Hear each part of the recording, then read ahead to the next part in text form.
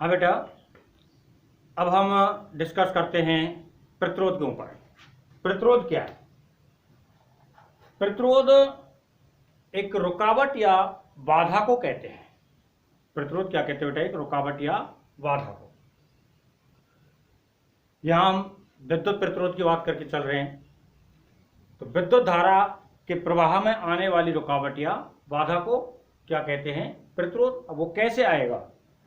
जैसे यह कोई चालक तार कंज्यूम करके चल रहे हैं, मान के चल रहे हैं कि ये कोई चालक तार है। जब यहाँ पर माइनस और यहाँ पर प्लस यानी विद्युत क्षेत्र आरोपित कर दिया जाए तो इसमें उपस्थित इलेक्ट्रॉन्स एक दूसरे से टकराते हुए गति करेंगे। एक दूसरे से क्या करते हुए? टकराते हुए गति करेंगे। जो बिल्कुल पास में वो ये जो धातु के आयन्स बने हुए हैं, धातु आयनों से टकराते हुए गति करेंगे। एक दूसरे से टकराते हुए या धातु आयनों से टकराते हुए गति करते हैं। अब बेटा क्या है कि एक छोटा सा एग्जांपल लेता हूं पहले। यहां एक गाड़ी आगे की तरफ चल रही है और एक कोई पीछे से दूसरी गाड़ी आ रही है। कोई भी गाड़ी हो सकती है या कुछ भी हो सकता है। ये आगे चल रही है, ये पीछे से आ रही है और चलते चलते चलते इसकी स्पीड ज्यादा है। इसकी स्पीड क्या है? मैक्सिमम है या अधिक है इसकी तुलना में। तो आएगी और यहां पर टकराएगी। टकराते क्या होगा?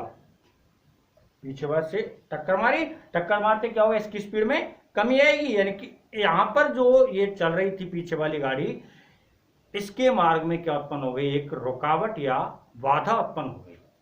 इस रुकावट या बाधा को ही प्रतिरोध कहते हैं।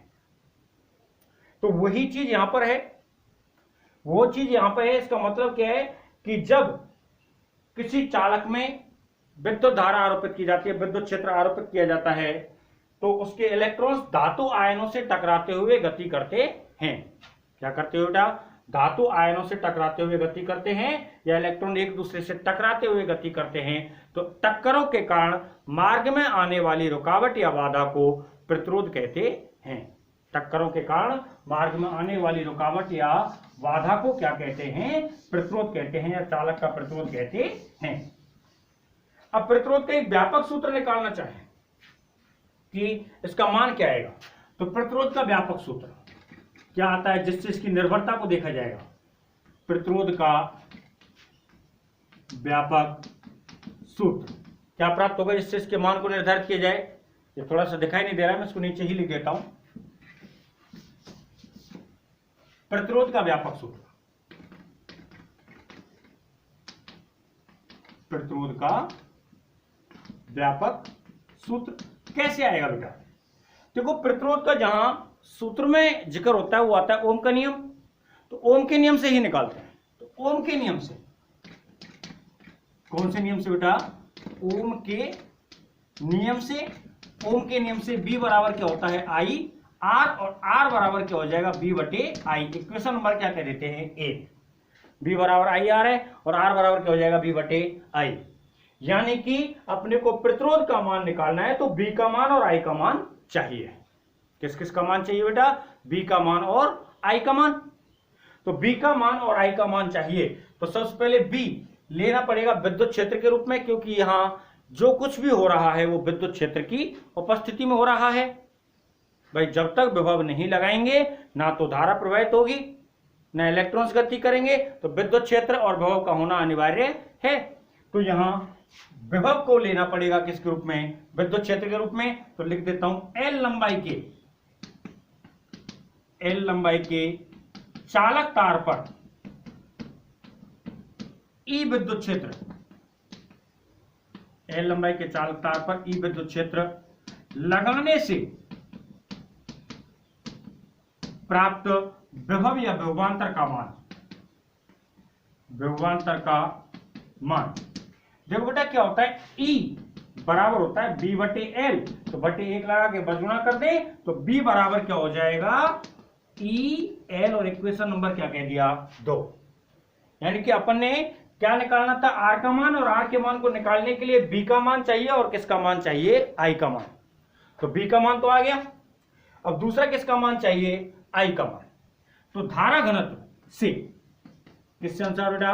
धारा घनत्व के अनुसार, धारा घनत्व के अनुसार लें तो धारा घनत्व के अनुसार जे बराबर क्या होता है, आई बटे ए। जे बराबर क्या होता है बेटा, आई बटे ए। तो यानी आई बटे ए, जे का मान आ गया, तो यहां से किसका मान निकाल सकते हैं हम, आई का। यहां से किसका मान निकाल सकते हैं, आई का। तो आई बराबर क्या हो गया, आई बराबर क्या हो जाएगा, जे ए। आई बराबर क्या हो जाएगा, जे ए। अब ओम के नियम के सूक्ष्म रूप में जे का मान प्राप्त होता था कुछ ना कुछ, तो यहां ओम के नियम को ही लेना है। तो ओम के नियम के सूक्ष्म रूप से, ओम के नियम के सूक्ष्म रूप से, सूक्ष्म रूप से जे बराबर क्या होता है, एन ई स्क्वायर टॉय बटे एम, और इनटू में क्या आता था, ए। क्या प्राप्त होता था बेटा, जो सूक्ष्म रूप प्राप्त होता था वह यहां मान प्राप्त हुआ, एन ई स्क्वायर टॉय, क्या आ गया, एन ई स्क्वायर टॉय ई बटे एम। ये सॉरी ए गलत लिख गया, एन ई स्क्वायर टॉय ई होता था ये, ई बटे में एम।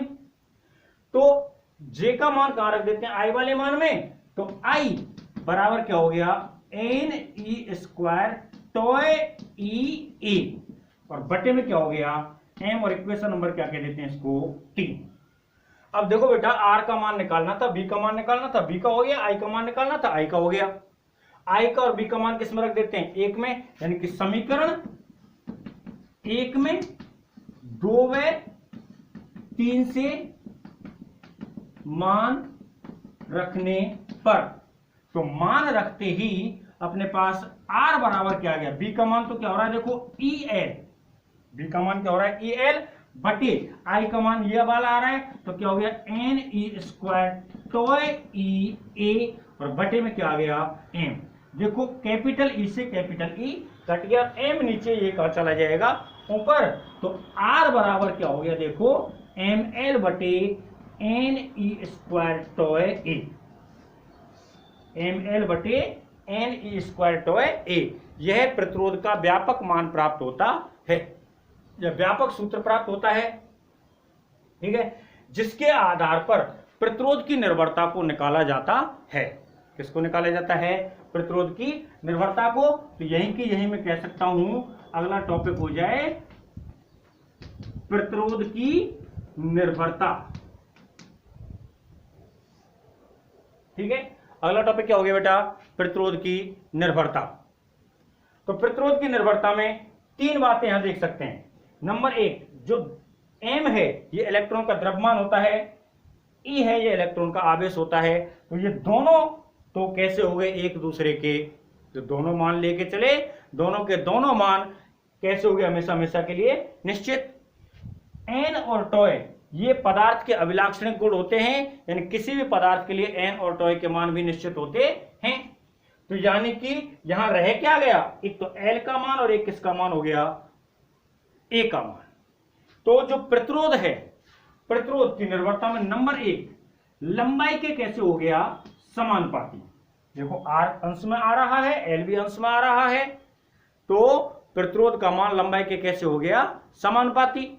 दूसरे पॉइंट पे निकाल के चलें, प्रतिरोध का मान क्षेत्रफल के कैसे हो गया व्युत्क्रमानुपाती। R अंश में है, क्षेत्रफल हर में है, तो प्रतिरोध का मान क्षेत्रफल के कैसे हो गया व्युत्क्रमानुपाती। तो तीसरी बात करके चलें, देखो क्या होता है, जैसे हम तापमान पर निर्भरता को देखेंगे, किस पर निर्भरता को देखेंगे, तापमान पर। पदार्थ के तापमान में वृद्धि कर दी जाए तो उसके इलेक्ट्रॉन्स की गतिज ऊर्जा में वृद्धि हो जाएगी, गतिज ऊर्जा में वृद्धि हो जाएगी। यानी एक तो मैं लेके चल रहा हूं टेम्परेचर, ठीक है, इसमें वृद्धि कर दी जाए तो गतिज ऊर्जा में क्या हो जाएगी वृद्धि, और गतिज ऊर्जा में वृद्धि हो गई तो उसके वेग में वृद्धि हो जाएगी, और वेग में वृद्धि हो गई तो टक्कर कैसे होंगे, जल्दी जल्दी, यानी कि विश्रांति काल का मान क्या हो जाएगा, घट जाएगा। यानी कि तापमान में वृद्धि करने पर टॉय के मान में क्या हो जाती है, कमी। किसी भी पर्टिकुलर पदार्थ के लिए बात करके चल रहा हूं, पदार्थ के लिए टॉय का मान निश्चित होता है निश्चित ताप पर, लेकिन तापमान में वृद्धि करने पर या कमी करने पर टॉय के मान में परिवर्तन हो जाता है, यानी कि विश्रांति काल के मान में परिवर्तन हो जाता है। तो अपने पास तापमान में वृद्धि की जाए तो विश्रांति काल के मान में क्या हो जाएगी, कमी हो जाएगी। क्यों हो जाएगी कमी? क्योंकि तापमान में वृद्धि करने पर गतिज ऊर्जा में वृद्धि होगी, इलेक्ट्रॉनों की गतिज ऊर्जा में वृद्धि हो जाएगी, जिससे टक्कर कैसे होंगे? जल्दी जल्दी होंगे, और जल्दी जल्दी होंगे तो टक्करों के मध्य का समय क्या हो जाएगा? घट जाएगा, यानी विश्रांति काल का मान घट जाएगा। और विश्रांति काल प्रतिरोध के कैसे हो रहा है? व्युत्क्रमानुपाती। तो यहां पर प्रतिरोध का मान क्या हो जाएगा?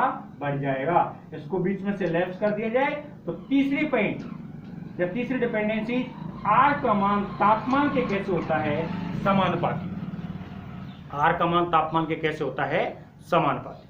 और चौथा पॉइंट, प्रत्येक पदार्थ की प्रकृति के अनुसार, प्रत्येक पदार्थ की प्रकृति के अनुसार उसका प्रतिरोध अलग अलग प्राप्त होता है। कोई पदार्थ लें, उसकी प्रकृति के अनुसार प्रतिरोध कैसा प्राप्त होगा? अलग अलग प्राप्त होता है। ठीक बेटा, तो प्रकृति पे बात करके चलें तो प्रकृति के अनुसार तो प्रत्येक पदार्थ का प्रतिरोध कैसा आएगा? अलग अलग प्राप्त होता है। तो इस प्रकार से प्रतिरोध का व्यापक सूत्र और प्रतिरोध की निर्भरता आती है। इसको देख सकते हैं। पहले तो फिर से आ रहा हूं, प्रतिरोध क्या होता है?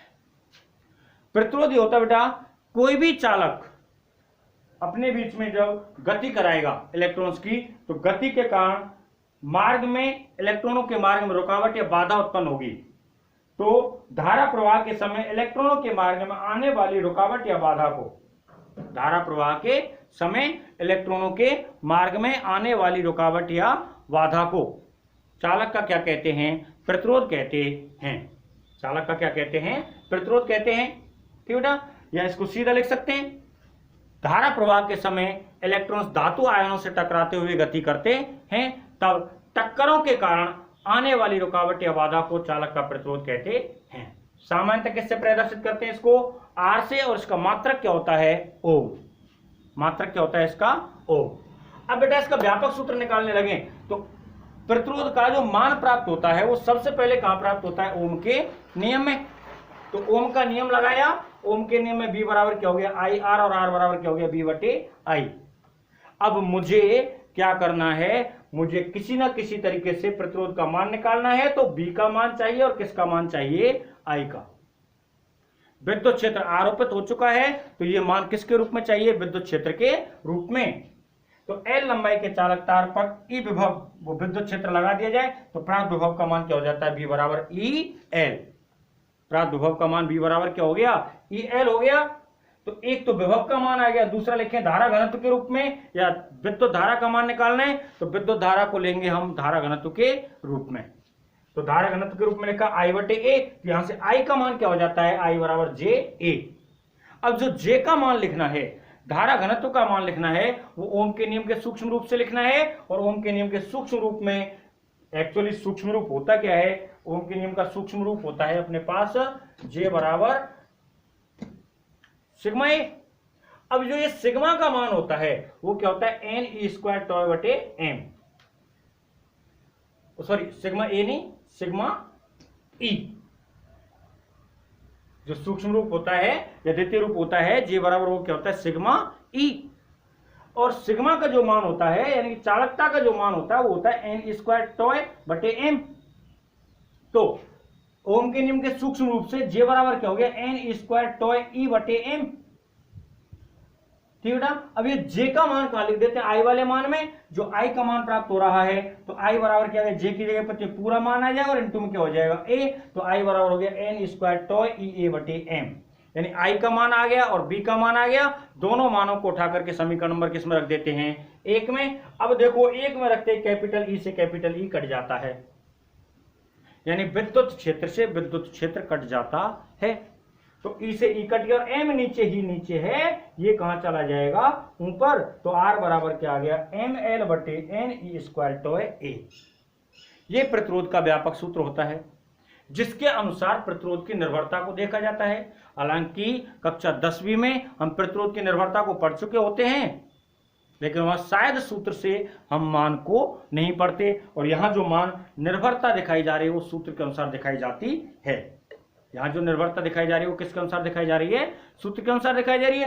तो अब यहां पर देखो एम और ई तो अचर हो गए, और ये जो एन और टॉय आ रहा है ये पदार्थों के अभिलाक्षणिक गुण होते हैं, यानी किसी भी पदार्थ के लिए, व्यक्तिगत पदार्थ के लिए इसके मान निश्चित होते हैं।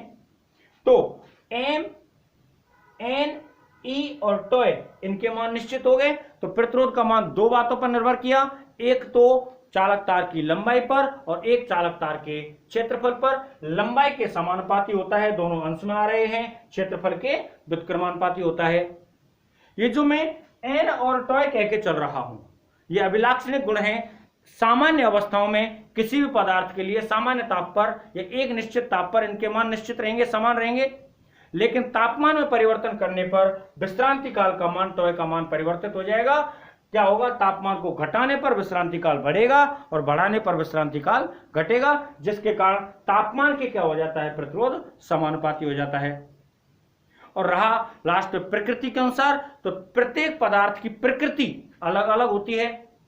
प्रत्येक पदार्थ की प्रकृति कैसी होती है, अलग अलग होती है। तो प्रकृति के अनुसार प्रत्येक पदार्थ का प्रतिरोध भी अलग अलग प्राप्त होता है। ठीक बेटा, यह है प्रतिरोध का व्यापक सूत्र और प्रतिरोध की निर्भरता। देख लीजिए एक बार।